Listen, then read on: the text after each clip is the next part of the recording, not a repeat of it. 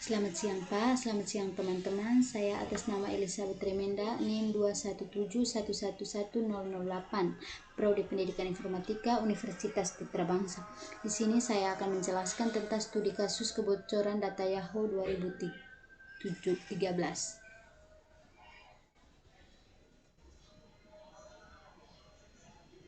Yang pertama, deskripsi insiden.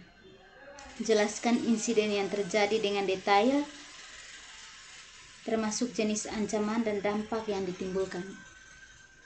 Pada tahun 2013, Yahoo mengalami kebocoran data yang signifikan yang melibatkan lebih dari 3 miliar akun pengguna. Jenis ancaman yang muncul adalah pencurian data pribadi pengguna, termasuk nama pengguna, alamat email, tanggal lahir, dan nomor telepon. Dampak sangat serius karena para pengguna menjadi rentan terhadap penipuan, pencurian identitas, dan serangan phishing. Kebocoran data ini juga merusak reputasi Yahoo dan mengganggu kepercayaan pengguna terhadap perusahaan. Yang berikut,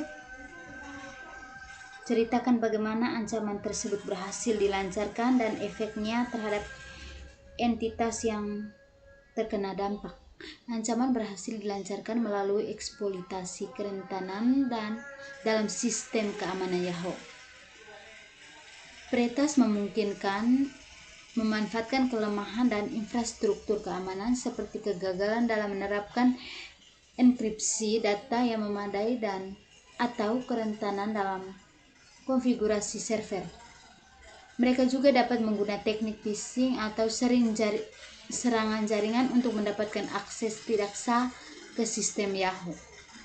Setelah mendapatkan akses, para peretas mencuri data pengguna secara massal, mengakibatkan kerugian besar bagi entitas yang terkena dampak, termasuk kerugian finansial dan kerugian reputasi.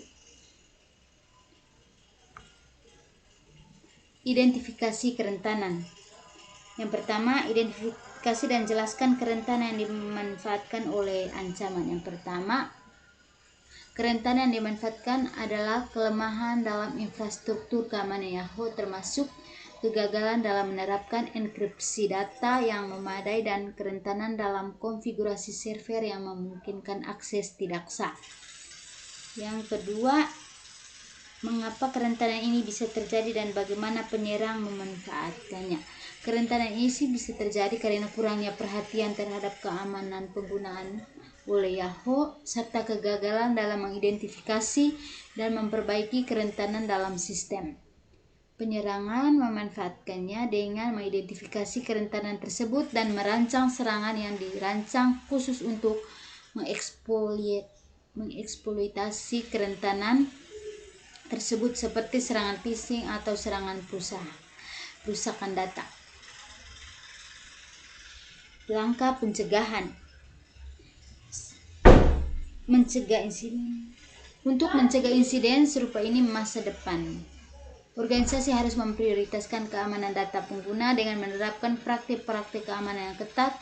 Ini termasuk penerapan enkripsi data yang kuat untuk melindungi informasi sensitif, memastikan konfigurasi server yang aman, dan memperbarui sistem secara teratur dengan pembaruan keamanan terbaru.